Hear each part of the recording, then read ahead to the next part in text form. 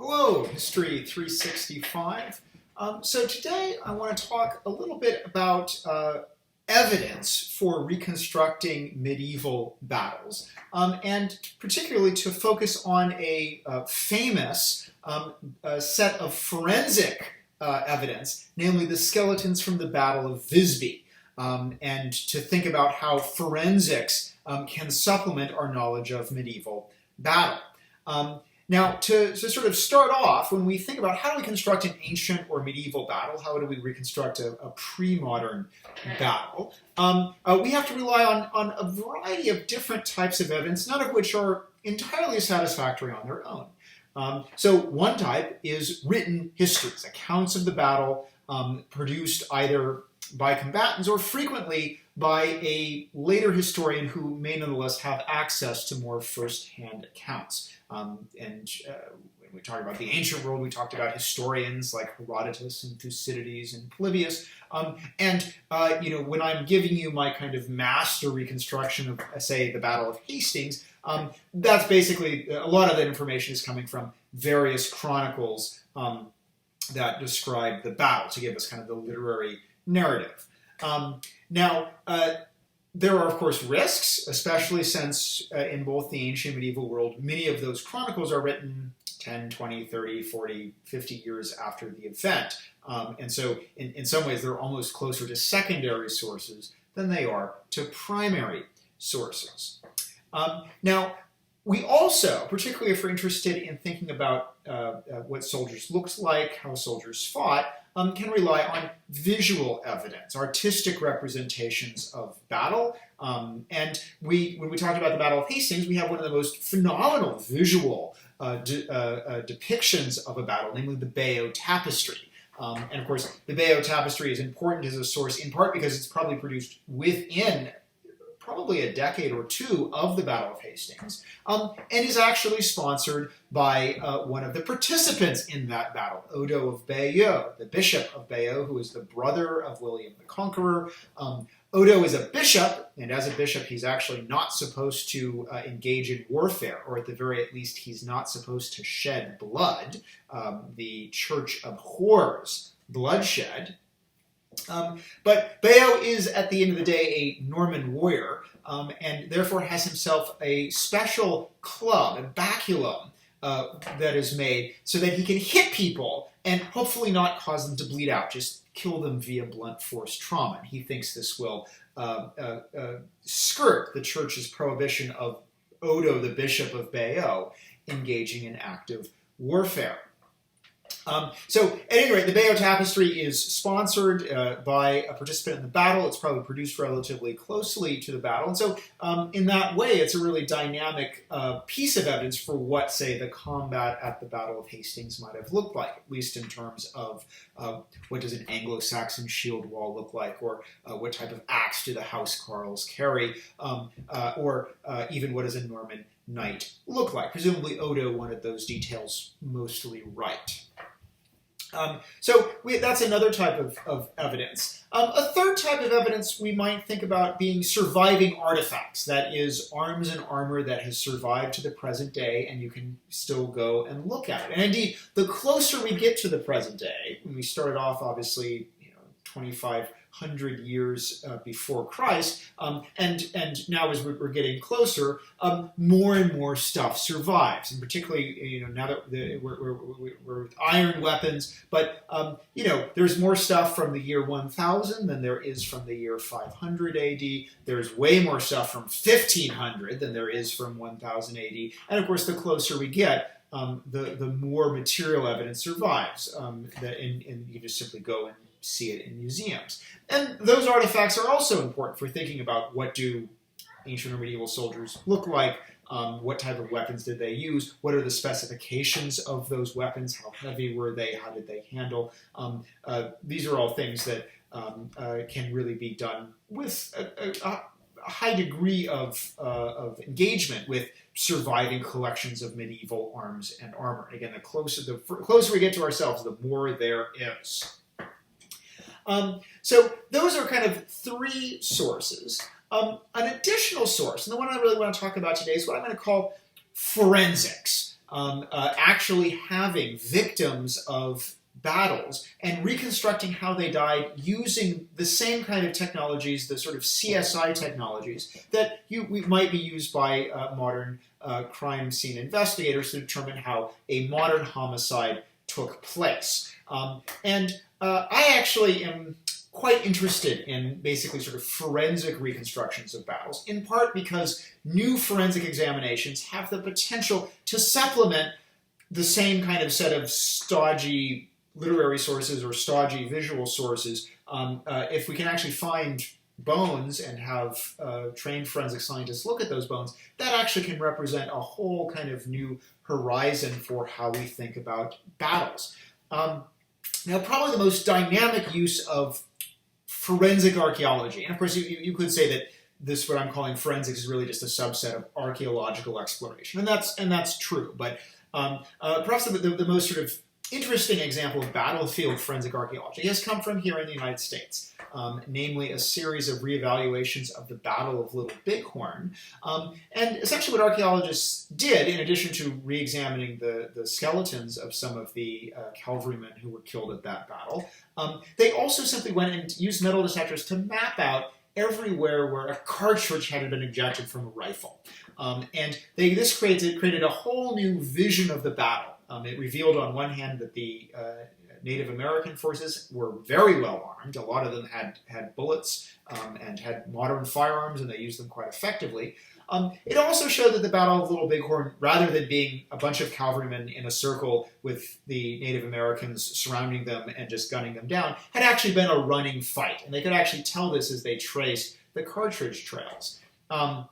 Now, again, this is a modern battle. This is outside of our course's time frame, but it does show, at least to me, how this kind of forensic archaeology, how that approach can render really fruitful reconstructions of what a battle might have looked like. Now, of course, if you're doing a battle fought in 1876, you have a huge advantage, namely that you are dealing with rifles that eject metal cartridges, and not only do they eject those cartridges and therefore leave a trace of every time a gun is fired, you can find a cartridge, but the cartridges themselves were of very little value, and therefore there wasn't a lot of reason for people to necessarily sweep through the battle afterwards, on the victorious side, and pick up every single cartridge. They probably did pick up other valuable things like guns and boots and hats and revolvers, but they weren't going to go and pick up every cartridge. So the cartridges were more likely to actually survive. And indeed, what survives for archaeologists to find how material items are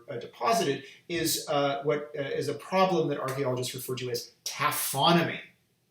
And when we think about, okay, we unfortunately don't have medieval battles that are being fought with cartridges being injected everywhere. But one additional problem is when a medieval battle is over, the impulse of the victorious side is to strip the dead of all valuables. And that includes, of course, a lot of things that might be of interest to historians, including weapons, including armor. And indeed, we see that on the Bayeux Tapestry. When you actually see at the very bottom of the tapestry, people are going through and going to the bodies of the fallen Anglo-Saxons and are stripping them of valuable things like their chainmail cuirasses and their shields and their swords, leaving just a bunch of naked bodies that presumably are buried. So that's actually going to be a problem when we encounter the bodies of soldiers killed in a medieval battle. Usually they're going to be stripped of a lot of potentially interesting things that they were wearing during the battle. Now, that's not the case for the Battle of Visby, or at least not completely the case for the Battle of Visby, fought in 1361. Now, the battle itself is a very minor battle, and it basically is a dispiriting massacre. What had happened is the island of Gotland is off the coast of Sweden. It is home to a very wealthy and prosperous city, Visby. And Visby is part of a confederation of Baltic city-states known as the Hanseatic League, essentially various merchant-dominated city-states that form this confederation that can do things like actually engage in joint military activities. It's not quite a state or a nation, but it's a confederacy is probably the best word for it. And the King of Sweden, Valdemar IV, does not particularly like that Visby, which is pretty close to his domain, is this wealthy, prosperous city-state that is part of the Hanseatic League, which is a league that he considers somewhat problematic. So therefore he launches what is effectively a massive armored, well-resourced raid. He has both Danish warriors as well as Germanic mercenaries that he's hired. He seems to have a very well-trained, well-equipped army. And the citizens of Visby themselves hole up behind their walls, and the peasants of Gotland who live around form essentially a militia to try and repel this army. And the Valdemar crushes them. The army is defeated and slaughtered beneath the walls of Visby. This is the so-called Battle of Visby. And early in the 20th century, a mass grave was excavated containing the remains of roughly 1,200 victims, which probably represented a significant portion of the total army that had, a peasant army that had marched forth. Now, a battle ending as a massacre is a pretty common end to both an ancient or medieval battle. That is, once one side has broken, once they can no longer maintain their formations, it's not uncommon for that side to suffer extraordinarily disproportional casualties. So probably the casualties on the Danish side were quite light. Once they'd, however, caused the peasants to cut and run, they simply just swept over them and again, basically massacred them. Now that said, it seems that it was quite a hot day or hot period after the battle was fought, and therefore, in some instances, as the corpses began to rot, it was not always possible to strip the armor from them. Indeed, when in terms of what survives, almost no weapons. Clearly, a weapon is something that you want to just, if it's lying on the battlefield, you want to pick up. It's valuable. So the weapons, by and large, were completely recovered. But in many instances, the bodies were not stripped of their armor, particularly the kind of armor that you would just not really want to try to rip off a fetid, decomposing corpse, like, say, a mail coif. That's the kind of the mail hoodie that goes over the head. So we have, therefore, this huge collection of soldiers who were killed in battle. And it does give us some opportunity to engage in, again, a kind of forensic examination. Simply, how did these soldiers die in battle? Now, on one hand, this is quite grisly. This is the killing, again, in what is probably a massacre at the end of the battle, was not exactly precision.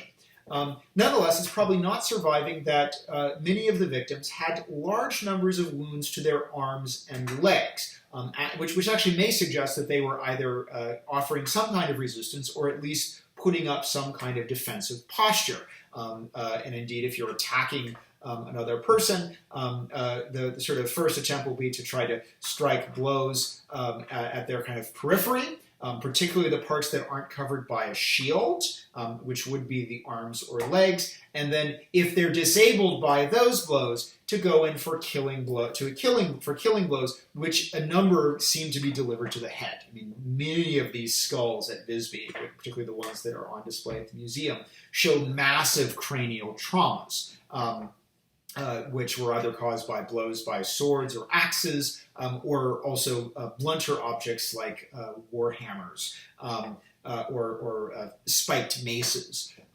And again, there quite likely was a combination of initial wounds that debilitated the soldier, and then a kind of coup de grace style blows to the head. Now, in terms of the armament, I mean, this was supposedly a peasant army. Indeed, when they did analysis on just what age these soldiers were, it seemed to be a significant number of both underage boys, so adolescents, and older men. Which this does seem to represent a kind of levy en masse, where a substantial cross-section of the population comes out to defend the community, including people that you ordinarily wouldn't take, say, on an expedition. Of course, this probably put them at a marked disadvantage to the army of Valdemar, which consists of probably men in its prime. That's probably an additional reason why this battle quickly just degenerated into a slaughter. One thing that's notable is they do seem to have been quite well equipped. They have, again, chainmail suits, including, again, the mail. This is actually, we see this starting in the late Roman period, but then it becomes not uncommon in the medieval period of the mail shirt actually having this kind of hood, the coif, that probably is worn with some light padding beneath it, and we can still see the coifs on a number of skulls. Others seem to have plate armor, and were buried with plate armor. This included armored gauntlets, and also even some sabatons, armor for the feet and toes. Some of these sabatons seem to have been actually quite crudely made, and may actually represent a sort of last-minute attempt to try to create additional armor for this peasant militia. Now. The skeletons of the battle from the Battle of Visby are not the only forensic evidence that we have. Indeed, I think this is actually going to be a growing kind of contribution to military history. There have been, for example, excavations of mass graves from the Battle of Towton, from the War of the Roses, that also show skulls with substantial trauma caused both by guns. Battle of Towton is fought in the 15th century, so we start to see actually gun injuries from projectiles, but also massive injuries still caused by bladed weapons, including pole arms like a halberd.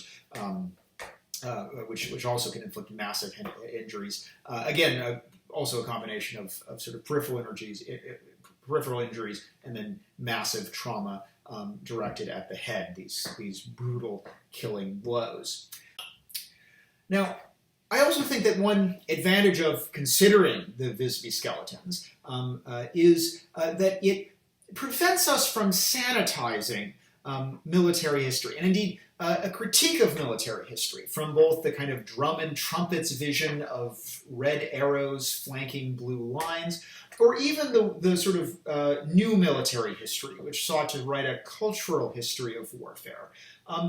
Both of these always run the risk of, in some ways, eliding over the horrific realities of warfare, eliding over the brutal violence that is the foundations of all warfare, ancient, medieval, and even modern.